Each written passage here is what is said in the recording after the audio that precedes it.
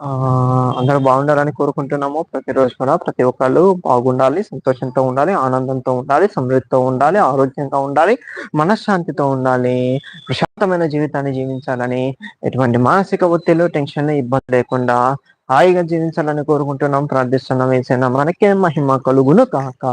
ఆమేన్. చూడండి, మనం ఎవరి చేతిలో ఉన్నామయ్య అంటే భూమి ఆకాశములు సృజించినటువంటి దేవుని చేతిలో మనం ఉన్నాము. ఎక్కడున్నాం మనము? భూమి ఆకాశమును సృజించినటువంటి దేవుని చేతిలో ఉన్నాము. మరి ఎవరిదయ్యా ఈ భూమి అంటే, భూమి దాని సంపూర్ణత యెహోవాదే. ఎవరిది భూమి? యెహోవాది. ఆయన భూమిని నరులకిచ్చెను. మరి నరులు ఏం చేశారంటే దారి తప్పారు.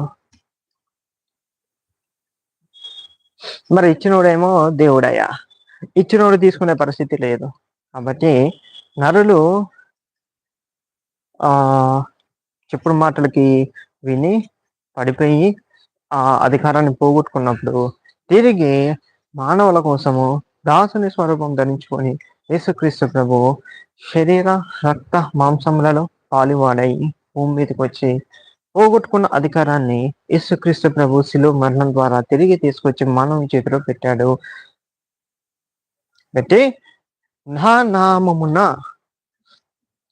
మీరు అందరినీ ఆయన శిష్యులుగా చేయమన్నారు. ఎవరికి శిష్యులు అంటే యేసయ్యకి శిష్యులుగా చేయమన్నారు. మరి కొంతమంది గురించి మాట్లాడడానికి ముందు అసలు మనలో ఉన్న లోపాలు ఏంటి అనేది మనం సరి చేసుకుంటే అది మంచిది, చాలా ఉత్తమమైనది. ఇది నా మాట కాదండి, బైబిల్లో పౌలు భక్తుడే చెప్పాడు. ఇతరులచే విమర్శింపబడ కోరట్లేదు, కానీ నన్ను నేనే విమర్శించుకుంటున్నాను. అలా విమర్శించుకున్నప్పుడు నాలో లోపాలు నాకు తెలిసినప్పుడు వాటిని బట్టి నేను ప్రార్థిస్తాను. దేవుడు నాకు కృప చూపిస్తాడు. నాలో నుంచి బలహీనత తీసేస్తాడు. ఇతరుల చేత విమర్శింపబడడం గొప్ప కాదు, కానీ మనకి మనము విమర్శించుకొని మనలో ఉన్న లోపాన్ని సరి చేసుకోవడం అనేది దేవుని కృప. ఈ కృపకి పౌలు పాత్రుడయ్యాను. కానీ ఇప్పట్లో ప్రతి క్రైస్తవుడు కూడా ఇదొకసారి ఆలోచించుకోవాలి.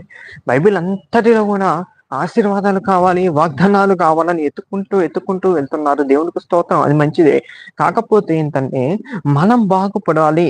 ఆ ఆశీర్వాదాలు, ఆ వాగ్దానాలు, ఆ స్వస్థతలు, ఆ దేవుడిచ్చేటటువంటి మేలు పొందుకోవాలంటే మనలో జరగాల్సినటువంటి మార్పు ఏంటి అనేది కూడా బైబిల్ మనకి క్లియర్ గా చెప్తుంది. కానీ మన వాళ్ళు దానికంటే కూడా వాగ్దానాల కోసం, ఆశీర్వాదాల కోసం పరిగెత్తినటువంటి పరిస్థితిలో అందరూ కాదు, చాలా వరకు క్రైస్తవులు కనిపిస్తున్నారు. వీటిని బట్టి యేసుక్రీస్తు ప్రభు ఒక మాట ఆల్రెడీ చెప్పేశాడు. మీరు ఈ రొట్టెల కోసం నన్ను వెంబడిస్తున్నారు, కానీ ఆత్మీయ ఆహారం కోసం నన్ను వెంబడించట్లేదు. నేను వచ్చింది ఆత్మీయ ఆహారాన్ని అందరికీ పంచడానికి, ఇవ్వడానికి వచ్చాను. మీరేమో ఆత్మీయ ఆహారాన్ని కాకుండా రొట్టెల కోసం నన్ను వెతుక్కుంటూ నన్ను వెంబడిస్తున్నారని చెప్పి యేసుక్రీస్తు ప్రభువు చెప్పినటువంటి సందర్భాన్ని కూడా మనం చూస్తున్నాము. చూడండి, అక్కడ యేసుక్రీస్తు ప్రభువు మధ్య ఇంటికి వెళ్ళినప్పుడు మారతేమో పనులలో బిజీ అయిపోతుంది. మరి ఏమో యేసయ్య యొక్క పాదాల యొద్ద కూర్చుంటుంది. యేసయ్య పాదాల దగ్గర కూర్చొని యేసుక్రీస్తు ప్రభువు చెప్తున్నటువంటి మాటలను శ్రద్ధగా వింటుంది. చూడండి, మార్త శరీర సంబంధమైనటువంటి ఆహారాన్ని సిద్ధపరచడానికి నానా తాపత్రయపడుతుంది, కానీ మరియా ఆత్మ సంబంధమైనటువంటి ఆహారాన్ని యేసుక్రీస్తు ప్రభు దగ్గర నుంచి పొందుకుంటుంది. మరి మార్త వచ్చి యేసుక్రీస్తు ప్రభువుని, యా మరి నేను ఒక్కదాన్నే పనులలో ఇబ్బంది పడిపోతున్నానే, శ్రమ పడుతున్నానే, నా సహోదరి వచ్చి నాకు సహాయం చేయట్లేదు, ఎందుకు నువ్వు మరియకి చెప్పట్లేదు అని అడిగినప్పుడు యేసుక్రీస్తు ప్రభు 2 సార్లు అక్కడ అన్నట్లు చూస్తున్నాము తన పేరుని, మార్తా మార్తా, మరియా ఉత్తమమైనది దానిని ఎన్నుకున్నది. అంటే ఆత్మ సంబంధమైన ఆహారము ఉత్తమమైనది. చూడండి, నా మాటలు ఆత్మయు జీవమునై ఉన్నది, శరీరము కేవలము నిష్ప్రయోజనము. చూడండి, శరీర సంబంధమైన వాటి కోసం కాకుండా ఆత్మ సంబంధమైన వాటి కోసం మనము తృష్ణ కలిగి ఉండాలి. మరియా ఉత్తమమైన దానిని ఎందుకున్నది, అది ఆమె యుద్ధ నుండి తీసివేయబడదు అని యేసుక్రీస్తు ప్రభు చెప్పాడు. చూడు మాత, మరియా ఉత్తమమైన దాన్ని ఎందుకుంది కాబట్టి అది ఆమె దగ్గర నుంచి తీసివేయడం అనేది జరగదు. నీవు కూడా అది కూడా అవసరమే, కానీ అతి ముఖ్యమైనది ఏంటో తెలుసుకొని నీవు కూడా వచ్చి మరియతో పాటు ఆత్మ సంబంధమైన ఆహారాన్ని ముందు తిను. నేను వచ్చింది దానికోసం మాత్రమే. మనుషులు రొట్టె వలన మాత్రమే కాదు, కానీ దేవుని యొద్ద నుండి మాట వచ్చు వలన జీవించును అని వ్రాయబడి ఉన్నది. చూడండి, యేసయ్య దగ్గర నుంచి వచ్చేటటువంటి మాటలు విన్నప్పుడు విశ్వాసం అనేది పెరుగుతుంది. చూడండి, వినుట వలన విశ్వాసము కలుగును, క్రీస్తుని గురించిన మాట వలన కలుగును అని పత్రికల్లో రాయబడి ఉన్నది. మరి ఈ మాట విన్నప్పుడు ఏమవుతుందంటే విశ్వాసం అనేది కలుగుతుంది. ఈ విశ్వాసము నీతిమంతులని జీవింపచేస్తుంది. నీతిమంతుడు విశ్వాసం మూలముగా జీవించునని వ్రాయబడి ఉన్నది. రోమా పత్రికల్లో కూడా దీన్ని మెన్షన్ చేసుకుంటూ వచ్చి విశ్వాసము దాని మూలముగా అధిక విశ్వాసము కలుగుతుంది. ఈ విశ్వాసం వల్లనే నీతిమంతుడు జీవిస్తాడు. చూడండి, నీతిమంతుడు ఆహారం తీసుకోవడం కంటే కూడా ఎక్కువగా విశ్వాస సంబంధమైనటువంటి క్రియలు చేయటం ద్వారా, ఆత్మీయ ఆహారాన్ని తీసుకునటం ద్వారా, ఆత్మీయ ఆహారమైనటువంటి వాక్యాన్ని ధ్యానించటం ద్వారా, ఆత్మీయ ఆహారమైనటువంటి వాక్యాన్ని వినటం ద్వారా, ఆత్మీయ ఆహారమైనటువంటి ఆ వాక్యములను జ్ఞాపకం చేసుకొని నెమర వేసుకొనుట ద్వారా విశ్వాసంలో ఎదిగి ఆ విశ్వాసము ద్వారా దేవుని దగ్గర నుంచి సమస్తాన్ని పొందుకొని జీవిస్తాడు. మోషే కాలంలో చూసినట్లయితే మోషే 40 రాత్రింపగలు 40 రోజులు కూడా దేవునితో కలిపేటప్పుడు అతడు అన్నపానములు తీసుకోలేదు, నీళ్లు కూడా తీసుకోలేదని వ్రాయబడి ఉన్నది. అతనికి ఆహారము అక్కడ లేదండి. దేవునితో గడుపుకుంటూ, దేవుడితో మాట్లాడుకుంటూ, దేవుడి సన్నిధిని అనుభవించుకుంటూ ఆ దేవుడితోనే ఆ కొండ మీద 40 రోజులు పగలు రాత్రులు దేవుడితో గడిపినట్లు మనము చూస్తున్నాము. నీతిమంతుడు అలాగూ జీవిస్తాడు అని వ్రాయబడి ఉన్నది. ఇది మోషే కాలంలో కంటే తర్వాత రాయబడది. ఏమని? నీతిమంతుడు విశ్వాసం మూలంగా జీవిస్తాడని. కానీ మోషే విషయంలో ఇది జరిగినట్లు మనం చూస్తున్నాము. ఒక్కసారి కాదు, రెండవసారి కూడా మోషే మరల 40 రోజులు రాత్రి భవలు దేవునితో ముఖాముఖిగా గడిపినప్పుడు అతడు అన్న పానములు తీసుకోలేదు. చూడండి, ఆ ఆహారం వేరే. యేసుక్రీస్తు ప్రభువు కూడా చెప్తాడు, నా ఆహారము వేరే ఉంది, నన్ను పంపిన తండ్రి చిత్తము నెరవేర్చుటయే నా ఆహారం అన్నాడు. శిష్యులు ఆయన దగ్గరికి ఆహారం తీసుకొచ్చి తిను ప్రభువా, రొట్టెలు తీసుకొచ్చి తిను ప్రభువా అన్నప్పుడు, నా ఆహారం వేరే ఉందయ్యా, నా ఆహారము నన్ను పంపిన పరలోకపు తండ్రి చిత్తము నెరవేర్చుటయే, ఆత్మలను రక్షించుటయే, సువార్తని ప్రకటించుటయే, ఈ ఆత్మల భారంను కలిగి ఉన్నటయే నా ఆహారం అని యేసుక్రీస్తు ప్రభు శిష్యులకి చెప్పినట్లు చూస్తున్నాము. యేసుక్రీస్తు ప్రభువే నీతికి ఆధారము. ఆయన నీతిని బట్టే మనము నీతిమంతులుగా తీర్చబడుతున్నాము. మరి ఆయన మనకి మాదిరిగా ఉన్నప్పుడు, ఆయన ఆత్మల దాహం కలిగి ఉండి ఆయన ఆహారం ఆత్మ సంబంధమైనది ఎలాగున్నదో మనము కూడా అలాగూ జీవించు వారిమై ఉండాలి. శరీర సంబంధమైనటువంటి జాగ్రత్తలు తీసుకోవాలి, అవి కొంత మటుకు ప్రయోజనము. కానీ ఆత్మ సంబంధమైనటువంటివి ఈ జీవితంతో పాటు రాబో జీవితంలో యుగ యుగముల వరకు కూడా మనకి సహాయపడేవి. కాబట్టి ఆత్మ సంబంధమైన వాటి మీదే దృష్టి ఉంచండి ఎక్కువగా అని పౌలు భక్తుడు చెప్తున్నాడు తన పత్రికల్లో. కాబట్టి మనము శరీర సంబంధమైన ఆహారం తీసుకోవాలి, వ్యాయామం చేయాలి, ఎక్సర్సైజులు చేసుకోవాలి. కానీ మన దృష్టి ఎప్పుడు కూడా పైనున్న వాటి మీదే ఉంచాలి. చూడండి, భక్తుడే చెప్తున్నాడు, మీరు పైనున్న వాటిని వెతకుడి, అక్కడ తండ్రి కుడిపార్శ్వమందు క్రీస్తు సింహాసనాసీనుడై ఉన్నాడు. పైనున్న వాటి మీద చూడండి, పరలోకంలో విషయాలు మనకి తెలియజేసేది పరలోకంలో నుంచి వచ్చిన పరిశుద్ధాత్మ దేవుడే బయలుపరుస్తాడు మనకి. ఆ బయలుపరిచిన విషయాల్ని మనం జాగ్రత్తగా అనుసరించి వారిమై ఉండాలి. ఈ భూమి మీద మనం నడిచడానికి ఒక మార్గాన్ని యేసుక్రీస్తు ప్రభు చూపించి వెళ్ళాడు. ఆ మార్గంలో మనం వెళుతూ ఉండాలి. చూడండి, ఇప్పుడు మనం మాట్లాడేది నీతిమంతుడు విశ్వాసం మూలంగా జీవించును అని వ్రాయబడి ఉన్నది కదా. అలాగే చూడండి, అబ్రహాంని చూడండి, అబ్రహాం యొక్క విశ్వాసము ఆయన ఎలా బ్రతికించుకుంటూ వచ్చింది, ఎలా కాపాడుకుంటూ వచ్చింది. మనం ముందు చూసినప్పుడు అన్నపానముల విషయంలో చూసాం మనము, నీతిమంతుడు ఇలా బ్రతుకుతాడని. ఇప్పుడు అబ్రహాము విషయానికి వచ్చేసరికి అబ్రహాముకి దేవుడు పిలుపునిచ్చి, నువ్వు నీ ఇంటి దగ్గర నుంచి బయలుదేరు, నువ్వు ఎక్కడికి వెళ్ళాలో చెప్పలేదు, ఏం చేయాలో చెప్పలేదు, ఫస్ట్ నీ ఇంటి నుంచి బయలుదేరమనగానే అబ్రహాము సందేహించలేదండి. దేవుణ్ణి నమ్మాడు, దేవుడి స్వరాన్ని విన్నాడు, విశ్వసించాడు. ఎస్ అని చెప్పి నమ్మి బయలుదేరాడు.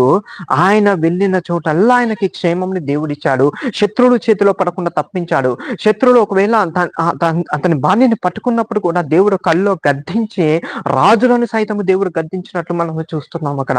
ఆ విధంగా కూడా మనము దేవుని నమ్ముకున్నప్పుడు, దేవుని యొక్క ఆహారాన్ని మనము తీసుకుంటున్నప్పుడు దేవాతి దేవుడు మనలా యేసుక్రీస్తు ప్రభు ద్వారా రక్షించుకొని కాపాడి తప్పించుకుంటూ వస్తాడు. ప్రతి పరిస్థితి నుంచి తప్పించుకుంటూ వస్తాడు. ప్రతి ఆటంకం నుంచి తప్పించుకుంటూ వస్తాడు. నీతి మంతులను అలా దేవుడు కాపాడుకుంటూ వస్తాడు. యథార్థ హృదయులకు వారి యథార్థత మార్గమును చూపిస్తుంది. వాళ్ళు ఏ మార్గంలో వెళ్ళాలి చూడండి. 32 కీర్తన 8వ వచనంలో రాయబడి ఉన్నది, నీవు నడవలసిన మార్గంలో నీకు బోధించదను. నువ్వు ఏ మార్గంలో వెళ్ళాలి అనేది నీ యథార్థత బోధిస్తుంది. ఆ యథార్థతే నజరేయుడైన యేసుక్రీస్తు ప్రభువు. నీవు యథార్థంగా ఉన్నప్పుడు, నిజాయితీగా ఉన్నప్పుడు, నువ్వు ఎక్కడున్నాను, ఒంటరిగా ఉన్నాను, అందరిలో ఉన్నాను, అనేకమైనటువంటి జన్మల మధ్య ఉన్నను, నీవు యథార్థముగా జీవించినప్పుడు, ఉన్నట్లు మాట్లాడుతున్నప్పుడు, నిజాయితీగా జీవించినప్పుడు, మనుషులు నిన్ను ద్వేషించినాను, మనుషులు నీ మీద నిందలు వేసినాను, మనుషులు నిన్ను ఇబ్బంది పెట్టాలని చూసినాను, మనుషులు నిన్ను అనగద్రొక్కాలని చూసినప్పుడు, మనుషులు నిన్ను అవమానపరచాలని చూసినప్పుడు, దేవాతి దేవుడు కలుగ చేసుకొని నీ యథార్థతను బట్టి, నజరేయుడైన యేసుక్రీస్తు ప్రభు ద్వారా నీవు పొందుకున్నటువంటి కృపను బట్టి, నీ యథార్థతను బట్టి దేవుడు ఒక మార్గమును తెరుస్తాడు. నిన్ను వాటన్నిటిలో నుంచి కూడా తప్పిస్తాడు. నీతి మంతులు ఈ విధముగా తప్పించబడతాడు. దానియేలు సింహపు బోన్లో వేయబడ్డటువంటి ఒక నీతి మంతుడు దేవుని నమ్ముకున్నాడు, అది అతనికి నీతిగా ఎంచబడింది. దానియేలుని చూడండి, సింహాలు సైతం ముట్టకుండా ప్రార్థించిన వెంటనే దేవుని దూత చూడండి అక్కడ యేసుక్రీస్తు ప్రభువే ప్రత్యక్షమైపోయి సింహాల నోర్లు మూయించి ఆ గుహలో నుంచి దానియేలుని బయటకు వేసినట్లు మనము చూస్తున్నాము. యేసే నామానికి మహిమ కలుగును కాక. శద్రకు మెషకు అబేద్నెగో అనే వారు రహస్య జీవితంలోను తర్వాత అందరి ముందు కూడా యథార్థంగా జీవించారు వాళ్ళు. చూడండి, అందులో చాలా మంది దేవుని నమ్ముకున్న వాళ్ళే, ఇటు దేవునికి అటు లోకంలో ఉన్నటువంటి బొమ్మలకి సాష్టంగా పడేటటువంటి వాళ్ళే ఉన్నారు. విగ్రహాలకి సాష్టంగా పడేటటువంటి వారికి ఉన్న ఆ సమయంలో కూడా శద్రకు మెషకు అబేద్నెగో అని వారు, రాజా నేనైతే నీ బొమ్మకి మొక్కను, నా దేవుడిని తప్ప నేను ఎవరిని మొక్కను, నా దేవుడు మమ్మల్ని రక్షిస్తాడు, ఒకవేళ ఆయన మమ్మల్ని రక్షింపకపోయినను రాజా మేమైతే సాష్టాంగపడమని తెగించి చెప్పేశారు. వారి యథార్థ జీవితము వారిని అగ్నిగుండంలో వేసిన అక్కడికి కూడా యేసుక్రీస్తు ప్రభువే దిగి వచ్చి అగ్ని వాసన అయినను వాళ్ళ వెంట్రుకలకు సైతము తగలకుండా అందులో నుంచి బయటికి తీసుకొచ్చాడు. ఆ రాజు ఆశ్చర్యపోయి, ఈ విధముగా రక్షింపగలిగినటువంటి దేవుడే నిజమైన దేవుడు. ఈ పట్టణంలో కానీ ఈ దేశంలో కానీ ఎక్కడైనాను సరే శద్రకు మెషకు అబేద్నెగో కానీ వారి దేవుడే నిజమైన దేవుడు, ఆయన ఎవరు దూషించడానికి వీలు లేదు. దానియేలు ఒకడు కూడా అదే సాక్ష్యం, ఆయన్ని దూషించడానికి వీలు లేదు, దూషించిన వారికి శిక్ష విధింపబడనని వాళ్ళు రాజులే అనౌన్స్ చేసేసారు. అది యేసుక్రీస్తు ప్రభు యొక్క కాపుదల. అలా నీతిమంతులని దేవుడు తప్పించుకుంటూ వస్తాడు. చూడండి, శ్రమలను అక్కడ అనుమతించకుండా దేవుడు కాపాడచ్చు, కానీ శ్రమలను అనుమతించిన తర్వాత ఆ శ్రమల్లో నుంచి వారిని విడిపించినటువంటి విధానములో దేవాతి దేవుడు ఆయనకి మహిమ తెచ్చుకున్నట్లు మనం ఇక్కడ చూస్తున్నాము. తన మహిమ నిమిత్తము వారిని పరీక్షించి, చూడండి ఈ శ్రమలు విశ్వాసులకి ఒక విధంగా పరీక్షగాను, ఇంకో విధంగా దేవునికి మహిమగాను ఉపయోగపడుతున్నది. ఈ శ్రమల సమయంలో కూడా వారు దేవుని పట్టుకొని ఉన్నారా, దేవుని విసర్జించేస్తున్నారా, దేవునితోనే నడుస్తున్నారా, దేవుని మీద ఆధారపడుతున్నారా అనేటటువంటి విశ్వాసాన్ని దేవుడు పరీక్షిస్తాడు. నీతిమంతుడు విశ్వాస మూలంగా జీవిస్తాడు. నీతిమంతుడు ఆ విశ్వాస మూలంగానే తప్పించబడతాడు. ప్రతి సందర్భంలోనూ ప్రతి శ్రమ నుంచి కూడా చూడండి, విశ్వాసం అనే ఢాలు పట్టుకుని దుష్టుడు వేసేటటువంటి అగ్ని బాణములన్నీ కూడా ఆర్పివేయుడి అని ఎఫెసీయులకు రాసిన పత్రిక 6వ అధ్యాయంలో మనము చూస్తున్నాము. సర్వాంగ కవచమును ధరించుకుని దానితో పాటు విశ్వాసం అనేటటువంటి ఢాల్ని పట్టుకోండి అన్నాడు. ఈ ఢాలు దుష్టులు వేసేటటువంటి అగ్ని బాణములన్నిటిని కూడా ఆర్పుతుంది. చూడండి, ఆర్పడం అంటే వాటిలో నుంచి దేవుడు మనని బయటికి తీసుకొచ్చేస్తాడు. కొన్ని మనకి తగలకుండా కూడా దేవుడు కాపాడతాడు.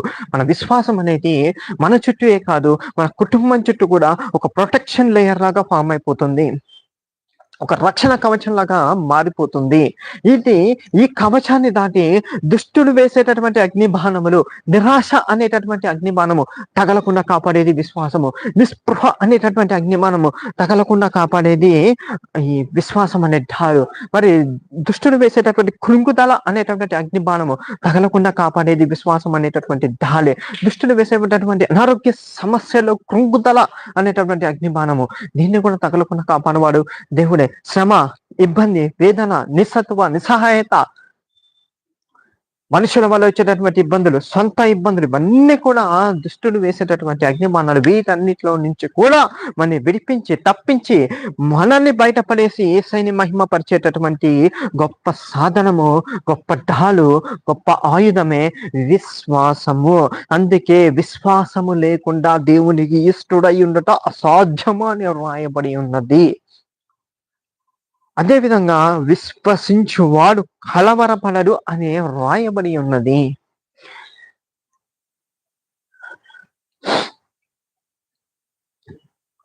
విశ్వాసము మన ప్రతి పరిస్థితి నుంచి కూడా తప్పించేస్తుంది.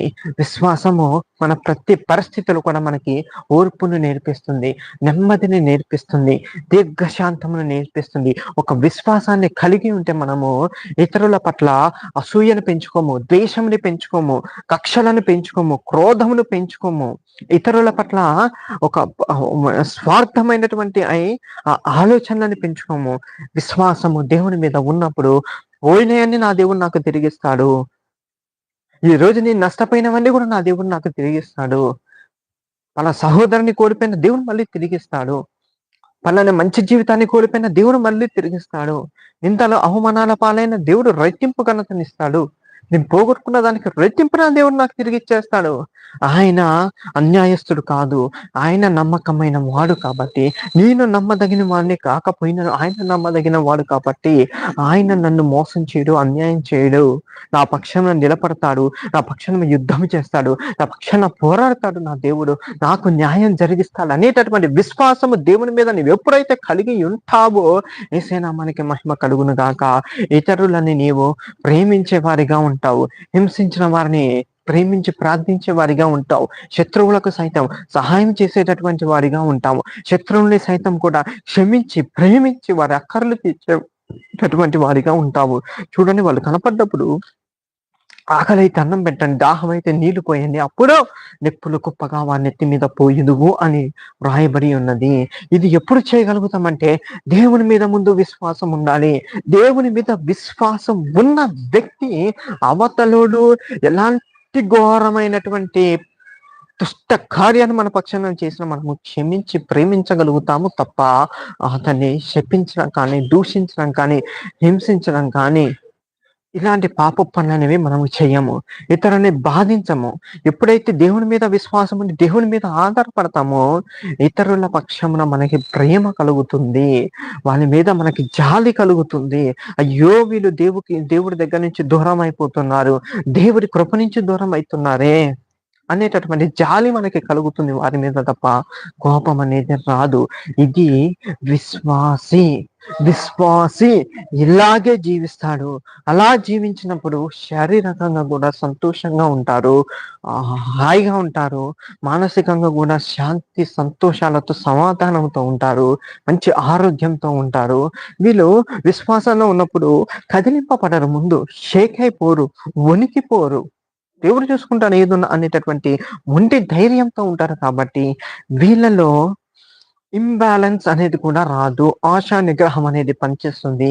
ఈ ఆశా నిగ్రహం అనేది పనిచేసినప్పుడు ప్రతి ఒక్క ఏమంటారు ఎమోషన్ కూడా కంట్రోల్లో ఉంటుంది, అవుట్ ఆఫ్ కంట్రోల్ అవ్వకుండా ప్రతిదీ కంట్రోల్లో ఉంటుంది. ఇలా ప్రతి ఎమోషన్ కంట్రోల్లో ఉన్నప్పుడు మనలో ఉన్నటువంటి హార్మోన్స్ కూడా కంట్రోల్లో ఉంటాయి. మన బాడీ యొక్క ఇంటర్నల్ ఎన్విరాన్మెంట్ అనేది కూడా కంట్రోల్లో ఉంటుంది. కాబట్టి అనారోగ్యాలు రావడానికి చాలా అంటే చాలా తక్కువ అవకాశం ఉంది.